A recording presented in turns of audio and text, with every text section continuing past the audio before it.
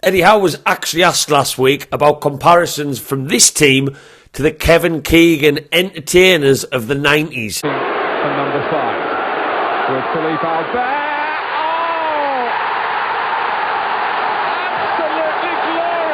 The only difference being that that team back then was winning 90% of their matches and challenging for a title. This team hasn't won at home since mid-December.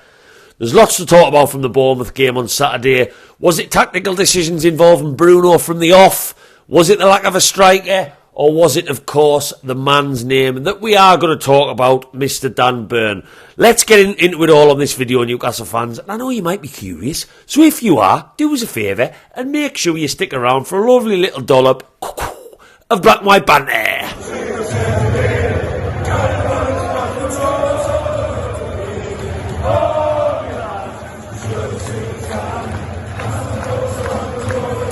Welcome back to another video on the channel that is known as Black and White Banter. I hope all is well in the universe for you, wherever you might be watching from, whatever time zone you might be watching from, whatever meal you might be sitting down to eat, whatever beverage you might be drinking as you watch this. I hope you are doing well. And thank you. Thank you for being here right now on your phone, on your laptop, pretending to work, maybe working remotely, and watching this video. I hope you stick around all the way through.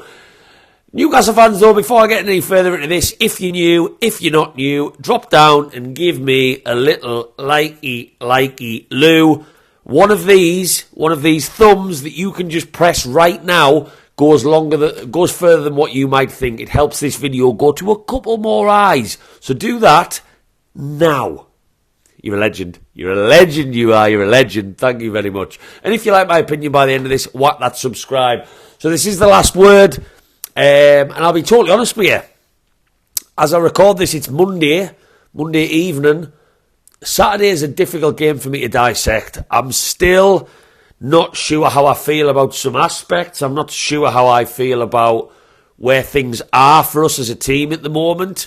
I was very negative on my match vlog, probably more so than I normally am, because I came out of St James's Park on Saturday feeling very flat, very deflated and let down almost by a team that I'd watched get a pretty decent result at Forest, as chaotic as it was, unbeaten for a while now, and I just expected us to show up with a full week to train again, maybe see Bruno in that further advanced role and just play with a bit more freedom, a bit more creativity, a bit more control that I've been talking about, it's been missing for so long. And what did we see? Well, I said at the start of this video about lightning striking twice. It was almost like someone had gone copy-paste for the Luton game. It really, really was. And you can say that not just about the Luton game. Nottingham Forest was very chaotic, but we won that one, so no one talked about those aspects as much. Nottingham Forest at home on Boxing Day was very much the same. Liverpool on New Year's Day. Man City we won't talk about as much because we were quite good for large spells in that game, and it's the best team in the world. But Newcastle right now are chaotic. We are frantic. We are end to end. It's like you're going to watch Newcastle United ping pong team, if there is such a thing. Someone get in the comments and let me know whether Newcastle is a ping pong team and not the Newcastle that we've always known under Eddie Howe. And let's just get into this. This is the last word. I do like to dissect points. Newcastle United at the moment for me are being controlled by their performances, should I say, are being dictated by some controllables and the not-so-controllables that we keep talking about that I'll describe as the spilt milk. And that's exactly how I worded it in my blog on Facebook and Twitter. The constant spilt milk. It's like milk. We've just got a bottle for the 23-24 season that's just constantly on its side in the fridge, leaking everywhere. So let's talk about the controllables, because those are the bigger ones, I guess, to talk about on this video. Now, I'm not going to dive in for now with he who shall not be named. I'm going to talk about the tactical changes that last week Eddie Howe implemented. Some Newcastle fans didn't notice it so much, where we adopted a back three, Trippier into midfield and Bruno further up the pitch. Anyone watches my videos is probably getting sick of me talking about that now because I've done it to death. On Saturday for me, I don't think it worked, and I'm still, as I sit here right now, we haven't seen it in him do it that much in his Newcastle career so far. Bruno Gimes in a position further up the field, I'm not sure about. I am genuinely not sure. We knew when he came in from Lyon that he did not have a good goal scoring record. I haven't run the numbers to see whether he played a higher role for Lyon, because if he did, I certainly know he didn't score many playing in that position. And against Nottingham Forest on Saturday, a week on Saturday, yes, one of the goals was from a corner that he probably would have been in the box for anyway, but his second one was a nicely placed shot into the bottom corner to win the match for us. And you're coming away and you're thinking, wow, Eddie Howe gambled there because he had to risk Dan Burn as a back three and that lack of pace that he has to allow Trippier to move into midfield and so on and so on. But the man who he changed his position scored twice and we won the football match. And I was excited to see it maybe blossom a bit more at St James's Park on Saturday. And all I saw was a man with his back to goal for large spells of the first half, which is very unusual for a player like him. And the biggest criticism of that system on Saturday that I could see is that taking Bruno out of a deeper role, we lost that first creative pass. That player to grab the ball by the horns like we know Bruno likes to. Gimme, gimme, gimme, whoever's got the ball, whether it's Shaw, Botman, Burn, Trippier, gimme it. I'm going to then spread it somewhere or slip it through to someone and I'm going to move with the player. And that's how we've always known Bruno play for us. Basically a pivot, but a pivot who likes to join the attack further up the field. And Miley, I will say, and we've all said it, that was amazing to see that the boy has aggression. He can be strong in the tackle. He's not some wimpy little 17-year-old who's going to get bullied off the ball. And he stepped up in a defensive role, and I was really, really impressed with him, as we all are. 17, the man is still not able to buy a Smirnoff Ice in his local social club unless he knows the right person behind the bar. That is mental. And it was lovely to see him stepping up in that regard. But you know, we have to talk about the players who are playing in position for us. His age, he shouldn't be playing as much football as he is. But him and Longstaff, for me, did not offer that first creative pass. They did not, between them, want to grab the ball and get us ticking. When Miley did, in the first half, he pinged out a beautiful pass to Barnes that looked almost impossible, like he'd gone the hard way around to put it in front of him rather than playing it to feet. I was whinging in the stands only to see it be the most perfect pass. And for the rest of the match, I felt like Miley played the safer pass. And I felt like taking Bruno out of that deeper role on Saturday to get us started lost us something, because for whatever reason, Longstaff has not been in the races this season, so we certainly weren't going to get it from him. And the expectation on the shoulders of the 17-year-old would be unrealistic. And that pair for me in the middle, Longstaff and Miley, was not what we needed to not only protect the back four, which I'll touch on in a second, but also get the attacks going. And I'm not sure whether Bruno worked playing in that position. The one thing I will say, if Eddie Howe, and I didn't think about this originally, if Eddie Howe is playing Bruno higher so that he doesn't get a yellow card to avoid that ban, I am against that completely. And we can only speculate, we can only make up our conspiracy theories whether that's the case or not. I would be very surprised if it was, because I feel like Eddie Howe's got a lot more integrity than to change a player's position just to avoid a suspension. But with no options in central midfield, I'm not sure, and I really hope that isn't the case, but Bruno just has to get his suspension when he gets it, in my opinion. You cannot tiptoe around that between now and what? May? There's like 14 Premier League fixtures left and FA Cup matches. It doesn't work. It doesn't. And yes, Arsenal's a big game on Saturday and he wants to keep him for that, so I hope that's not the case. So that's the first point for me, is that tactical change. Now, of course, we have to talk about Dan Burn. He's from Blythe. Every video we've got to talk about Dan Burn. That's what it feels like. That's what this is at the moment. I went on social media after the game and I did a jokey meme about it, which I'll happily share on the screen. I felt like every man and their dog was using Dan Burn as the reason we did not win the football match. Absolutely ludicrous. Ludicrous. There's so many things you could mention. Lack of striker. Almiron not being in the races on the right-hand side. Defence still looking very sloppy. Whole defence, not just Dan Burn. Dubravka slipping up ridiculously for the first goal. Out of his control. Slipping over. Second goal he probably should have done better with and got a hand to. So many factors. It was a collective frantic performance. But we cannot sit here and deny our teams at the moment targeting Dan Burn. Yes. Does Eddie Howe have a lot of trust in Dan Burn? Yes. Is that trust warranted because of a season where we finished 4th in the Champions League and Dan Burn was ever present in that? Yes. Does the man need to come out for Arsenal on Saturday? For me, 100%. And anyone who watches my videos has tried to understand why Eddie Howe has been playing him more recently because of that tactical switch to a back three. I understand that because Dan Burn's played there for large parts of his career. Livramento has never played as a centre-back. I guess you are a centre-back when you play on the left of a three. He's never done that before. He's experienced and he has stood us in good stead for a long time.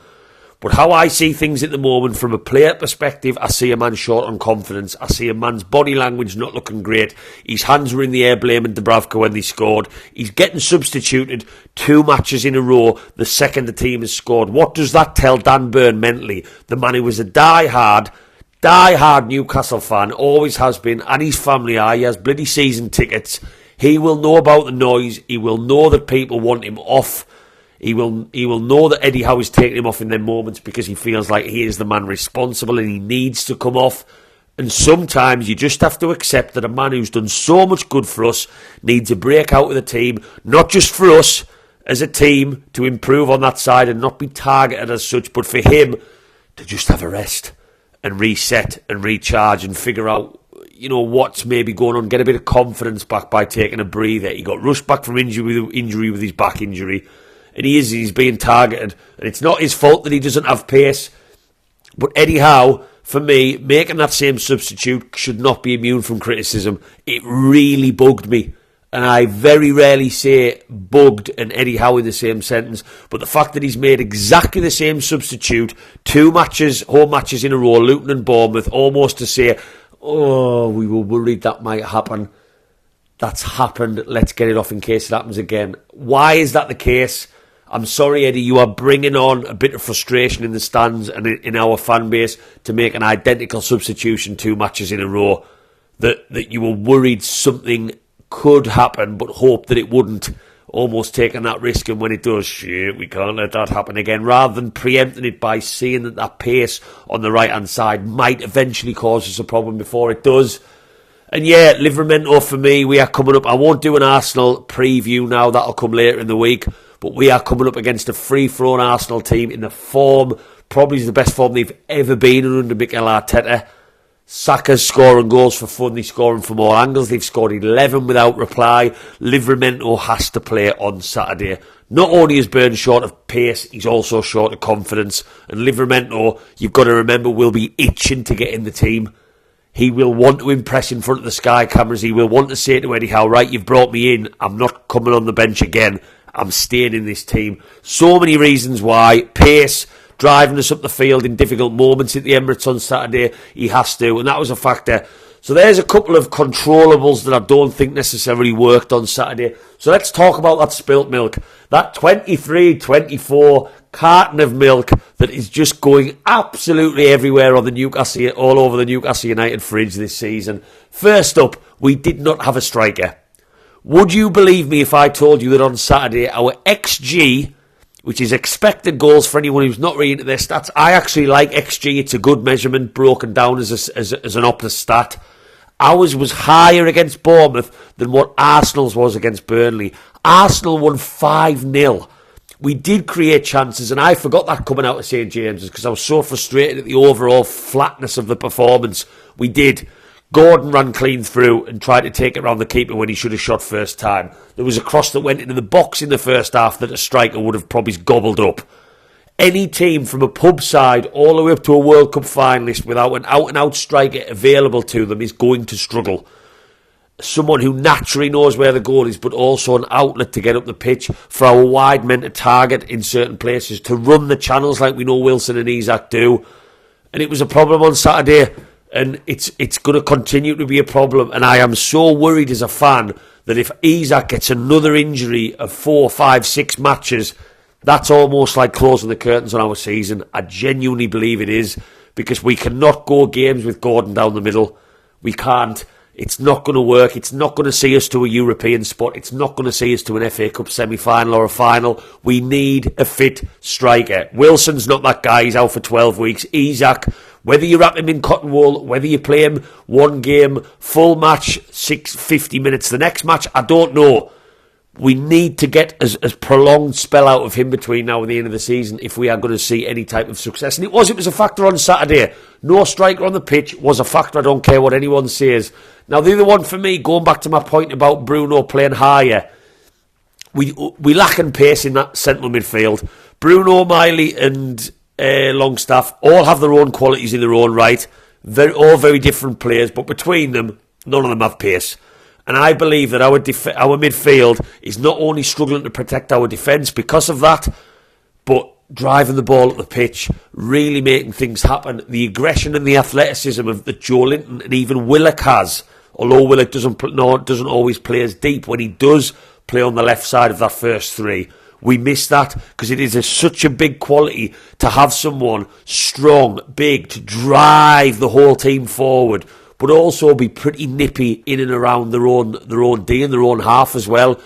And it's not a midfield three that's ever going to, smash down any top four finishes, etc. I genuinely don't think it is. Miley has got the world in front of him. He's great. Longstaff this season, for whatever isn't working. Bruno can sometimes look like he's running with cement in his boots. We do not have enough pace, and I genuinely believe Bruno higher with a Tonali or a Joe Linton or a Willock behind, well, probably not a Willock, but a Tonali or a Joe Linton behind him does probably free up him to play a bit further. And we've got that early pass, probably Tonali being the biggest one. We watched them two interchange in the early matches against Villa. The 5-1 match, they were switching. I did a video on it, constantly rotating who went and who stayed. That's what we would need, and it is. This is all going back into injuries, crying over that spilt milk of what could have been with players. And the midfield three for me is another reason why we are so easy to play against at the moment, because the defence is not getting the protection. And to be totally honest with you, the defence is not quite at the races. Not quite at the races. And injuries go back to Nick Pope. Dubravka, people will say he saved us in the first half. For me, he made saves that a goalkeeper should make. If I'm comparing Nick Pope and Dubravka, Nick Pope wins every time for me. He's a safer shot stopper, but we also get a sweeper keeper that Dubravka does not trust himself with. I think Dubravka is pretty shabby on one-on-ones. He does not look that great on one-on-ones. Yes, he's a good shot stopper, and this is not me slating him because he has made a hell of a lot of saves since he's come in the team, but for me, he's also been responsible for conceding a lot as well, and you don't get that so much with Nick Pope. I can name probably 2 Nick Pope howlers, including the red card just before the Carabao Cup final when he had an absolute nightmare. He's reliable, and yes, he's not good with his feet, but Dubravka's not wonderful with his feet. We don't have that as a balance. And it all goes back to injuries. Our midfield three is being affected, which is struggling to protect our defence and also drive us up. Goalkeeper, Nick Pope's got the second best stats, even now, some of the best stats in the Premier League for being a goalkeeper. It is, the spilt milk is, even over this video, I may as well be pouring it over the lens. That's what this is. But I think these are all contributing factors. Look, Newcastle United are not hard to play, not easy to... I'll start that one again. Newcastle United are not hard to play against at all at the moment. I said a couple of weeks ago, the way we are at the moment, the way we look so fragile in defeat, we look so fragile in wins at Nottingham Forest, we conceded and we could have conceded more, and we look very fragile in what was another frantic draw. As soon as Bournemouth scored, it was chaos at both ends. And that was exactly the same against Luton. It was Nottingham Forest away for large spells. And if we keep playing as we are, we'll win some, we'll lose some, and we'll draw some. And that'll continue to be the case. I do see that bumpy wave levelling out as the season goes on, as players start to come back, as we just take a breath a little bit and maybe gain some confidence because we do look so fragile. But I genuinely believe this season will be one where we all at the end just stop, take a breath and go, Jesus Christ, what the hell just happened there? With injuries, with Champions League, with crazy home games, crazy away games, just FFP. I don't know. I think so many things are new for our manager, for our team. So many things were so unprecedented with the injuries. And I do think that there's so much still to play for. We are 7 points off high-flying Man United, who Dan Ashworth cannot wait to go and tickle his bum over. God, the man cannot wait to leave, and good riddance to him. I'll probably do a video on that later in the week. We're 7 points off them, and they are flying apparently. It doesn't take long for us to get back in the European spot, and we could be one match. As I make this video, 9 days from now, we could be one match away from Wembley. Still so much to play for, and I tell you what, Matt Ritchie kicking that corner flag in the Gallagher corner, in injury time, in all the chaotic madness that was, sums up our season pretty well. It really, really does. And I still stand by the fact that we are, league table-wise and everything else considered, probably, with everything that's happened to us along the way, exactly where we should be. Newcastle fans, give me your thoughts. What do you think about Bruno playing that higher role like he did on Saturday for spells? What do you think about my thoughts on maybe midfield lacking a bit of pace? Do you agree with me? Do you not?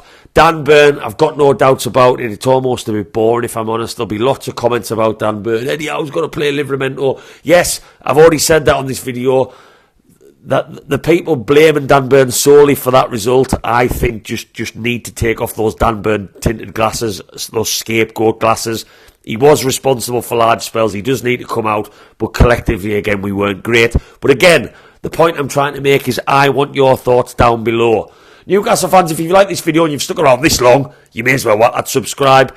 I am getting back on the video making gravy train. I didn't post much last week, so there will be hopefully more to come before Arsenal on Saturday. And of course, I will be going down to the Emirates for, I don't even know what that score could be, the way these two sides are playing. Thank you very much for watching. Go and enjoy your weeks. Newcastle United are another game unbeaten. And hey, as I said at the start of this video, comparisons to the Keegan entertainers, you're getting bang for your buck with Newcastle at the moment. Nobody can deny that. How are you, lads?